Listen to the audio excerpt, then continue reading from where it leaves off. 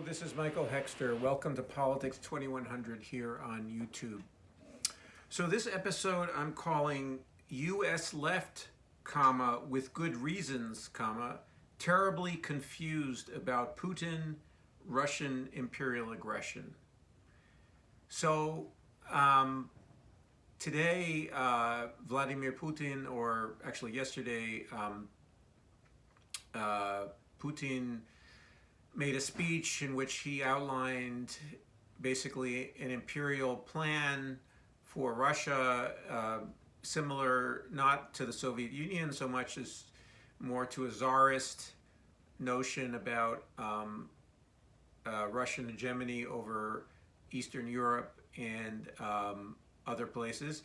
And basically, this represents sort of, it's not entirely surprising that he has something like these ambitions. He's often been called a great Russian nationalist, and he's conservative slash neo-fascist in his governing philosophy slash ideology within Russia.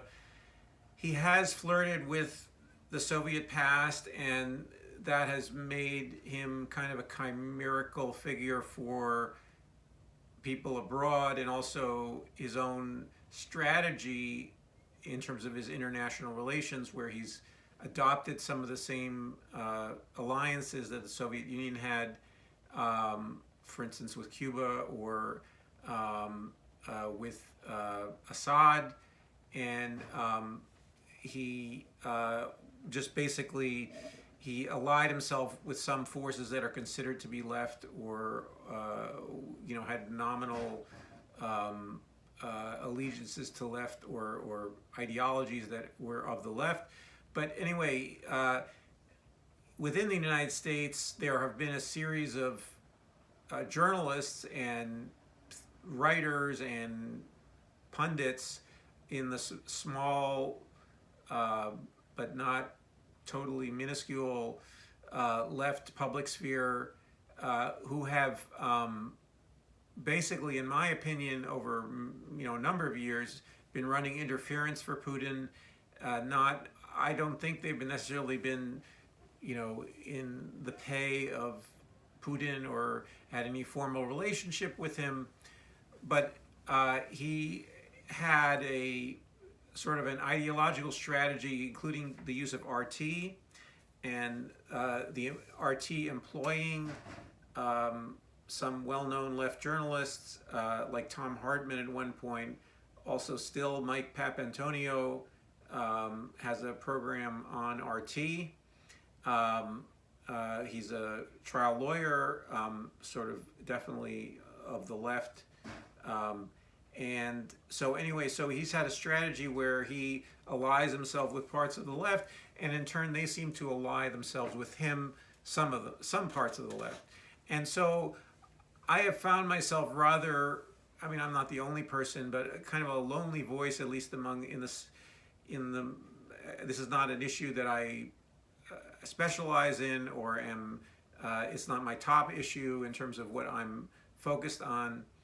But it's nevertheless an issue of concern, because the United States is a massive imperial power and military power, and a lot of what's wrong with the United States has to do with its militarism.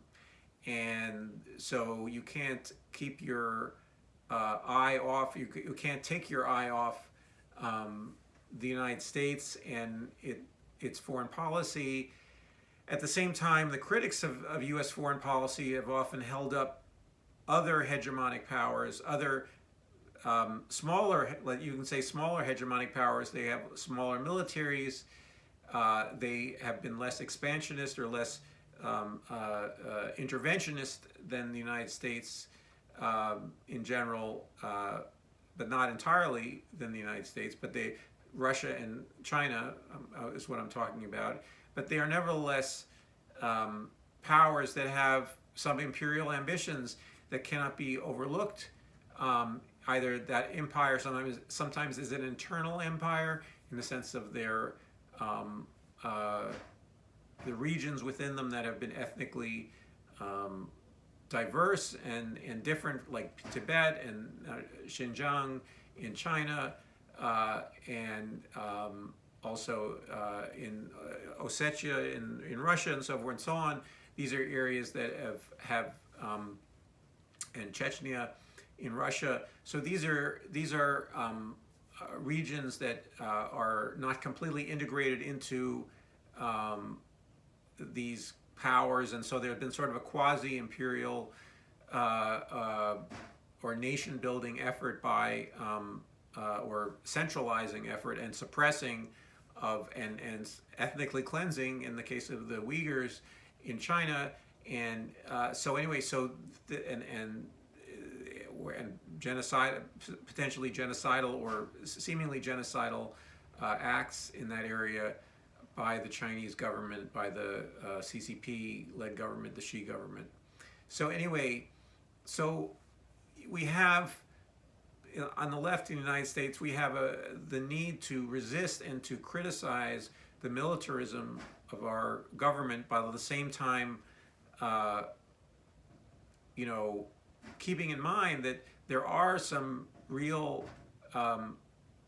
if not superpowers, at least great powers in the world that are not they are not always peacefully inclined. They are often sometimes warlike in their or aggressive in their foreign policy, and some of it can be justified and rationalized by reference to the expansionist and imperial ambitions of the United States, but that doesn't necessarily mean two wrongs don't necessarily make a right. And so, and it's a matter of, it's the same problem as keeping in mind that there is both bad and worse in the world, and that there are levels of bad in terms of foreign policy action. The United States is the worst in terms of its foreign policy, but it's not the only bad actor in the world, okay? And sometimes it is also happens to be the most powerful country in terms of its military power, and so it creates in a way a stalemate with other large military powers, including the extremely substantial nuclear arsenal of the Russians, as we have also a very big, we have a larger nuclear arsenal. And so, but anyway, so it creates this system of, you could call it mutually assured destruction, or keeping in check in terms of ground or conventional capabilities. So anyway, so this system is not something that the left in the United States really has bothered itself very much, because it's been focused a lot, with good reason. That's why the title of this video, with good reason, on the U.S. Hyperpower or superpower, oppression and incursions into other countries' sovereignty, and a extremely pro-corporate, pro-capitalist foreign policy, and so basically that doesn't take into account human needs in other countries, and also the need for self-determination of other peoples, around the world. But anyway, there also Russian imperialism also doesn't take into account the needs for self-determination and freedom for people, especially on its frontier, on its border. So, and this is something that the left in the United States has not fully taken into account, and so we have people who are part of. Now, again, there's an interesting correlation, let's say, between this sort of ultra-left / left that is crossing over to the right, or has been crossing over to the right, including people like Max Blumenthal, Jimmy Dore, Glenn Greenwald, so forth and so on. These are people who think, have prioritized criticizing U.S. imperialism, which I've done as well, and I've done it for longer than any of those people I named, though again, not with a big platform and not as my primary focus. But anyway, that this this focus on that seems to have led them into alliance with, to some degree, with Putin, or at least to run interference for him, to be to always point at the United States as being the only source of bad in the world, and that is simply not true. I mean, there are other. That doesn't excuse the bad that the United States does in the world, the terrible acts that just recently in Afghanistan, when the United States has frozen the banking system, or almost frozen the banking system in Afghanistan, leading to paralysis of the economy, leading to perhaps probably millions of deaths from starvation there. Anyway, it's not. It means being able to keep a number of different bads in your mind when you go out there and you stand up for things like anti-imperialism, actually being against imperialism in all its forms, not just being against U.S. imperialism, all kinds of imperialism, and it seems very simple to me.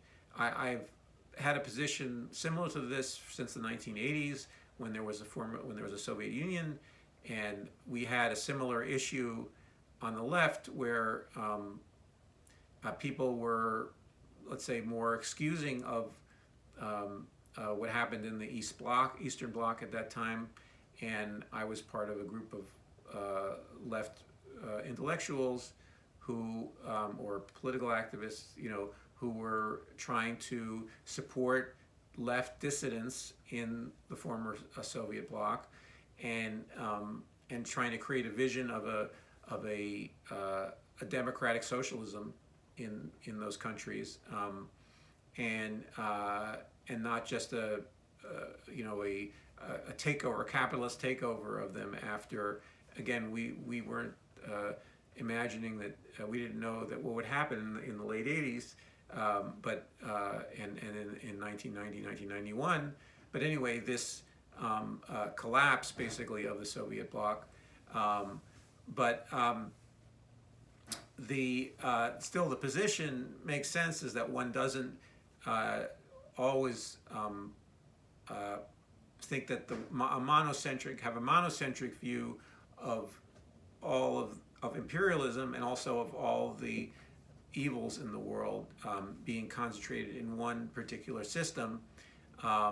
Also, obviously recognizing, the internal oppression that was going on in the Soviet Union, and lack of democracy, lack of freedoms in Soviet satellite states. So anyway, all of this again seems, maybe I have this advantage of this history, and being around for a little while, but it seems to me very logical and very consistent to be against, in principle, against imperialism. But also, this means now in this situation here, I mean, getting beyond the abstractions, that to prevent prevent any power from rolling over a smaller country, and in this case Ukraine, or what's already happened in Belarus, and might happen in some other countries at the border of Russia, is that one needs a countervailing force, in this case a military force, and a military threat, and not necessarily an offensive threat, but as well as obviously economic threats, and some of those are being enacted by the Biden administration and by the EU right now. So the economic threats, and so anyway, so it means a stance of active and embracing the idea that one is not simply pacifist, that one wants to strive toward a peaceful world and toward an ability to disarmament overall. We certainly can disarm in the United States very easily, and we should, and strategically. But at the same time, we have to think about what that means in this whole balance of forces in the world, and so that countries don't get run over by other countries. So it's in a way similar to this distinction I've made in another video, Hobbesians versus Rousseauvians, or Rousseauvian versus Hobbesian view of the world. The left has generally had a Rousseauvian view of the world, including assuming the best of particularly other countries and not the United States. And some of this is out of ignorance, okay? The people who are running interference for Putin don't really know much about him, or if they do, they're very cynical people that I don't think they're that cynical. I think it's out of ignorance, and it's out of reactiveness and out of contrarianness that they have been doing their, it's not propagandizing for Putin, but it's propagandizing against, or it adds up to what I call running interference for a stance like the one I have here, saying, you got to pay attention and you got to criticize Putin for his human rights and all policies and actions and his dictatorial nature of his regime, and his reactionary politics, his fixation on the past, on the Russian past rather than the future. So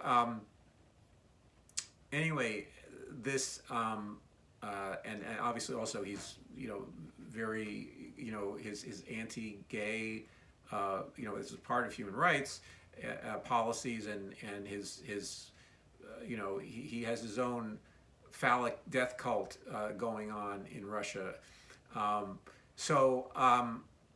surrounding his person. And so and we also, by the way, as if it shouldn't be, we see the far right allying itself with Russia throughout the world. This is very, very obvious and straightforward. So for some reason, some of this didn't get through to some people on the left who are also concerned about things that I'm concerned about: Palestinian rights, U.S. imperialism in Latin America, all these things. These are all, this has almost nothing to do with supporting those issues. This is where just simply taking the principle of anti-imperialism and applying it in reality. But I guess I'm adding to that, you need to take into account the geostrategic balance, okay, at any given time. In other words, if there's more than one imperial or large military power, let's say, with imperial intentions, or potentially can bully other states, and that there needs to be counterbalance to those powers, and that unfortunately means having a nuanced critical position with regard to, for instance, disarming and cutting military budgets in the United States. We need to cut the military budget in the United States. It's clear. This cannot be used as an excuse for upping the military budget. It will be probably, but you as a critic of that will have no or almost no credibility if it means that you're sacrificing huge swaths of the world, and allies and people who, we have all kinds of, we have all kinds of relationships with Europe, with Eastern Europe, so forth and so on. Sacrificing that and saying, I don't care about those people, and it's kind of America first in a different form in a way. In this case, not being an internationalist. So anyway, and that position is it's not hard if you free yourself from a very simplistic one source of evil view of the world, and you look at the possibility for multiple sources of evil, including even broadly within society itself. This is where the Rousseauian assumption of innocence, everybody is inherently good unless they're absolutely proved to be bad, or at least not every. In this case, the left Rousseauianism is the U.S. is bad and everyone else is good. Okay, so and that that's really, we need to have a more nuanced application of our, I think, justified also Rousseauianism, and I don't think it's a bad philosophy to start with the idea that people are potentially good, and then take it from there. So anyway, this is a reflection on multiple to give you ground. I'm not going to, if you follow me on Twitter or whatever, you could see the arguments I've gotten into and my replies and so forth and so on. This is something that I've been talking about for many years. I've gotten blocked by some of the people I've mentioned in this video, not all of them, for criticizing them for, again, from a principled anti-imperialist stance, but basically they were sparing Putin and implying that all of the evil was coming from Washington. And a lot of it does come from Washington, absolutely, but it's a matter of keeping proportions and perspective. And in this case, closer, again, the world is geography it's extended out, and it can't be condensed to a single point in your mind. It's extended out,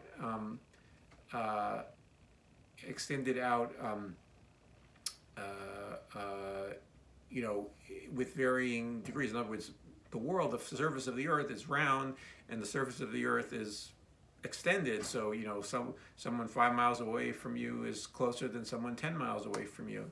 So in this case, and neither of them can be condensed into a single idea. Okay, so similarly, people who are living close to the boundary of close to where Russia can deploy its ground troops and so forth and so on, are places that have a higher likelihood of being dominated by the policy that's made in Moscow, in this case right now by Vladimir Putin. So and that just that makes it's different there than it is in either in Spain or than in Latin America, that it is right there, right next to the Russian border.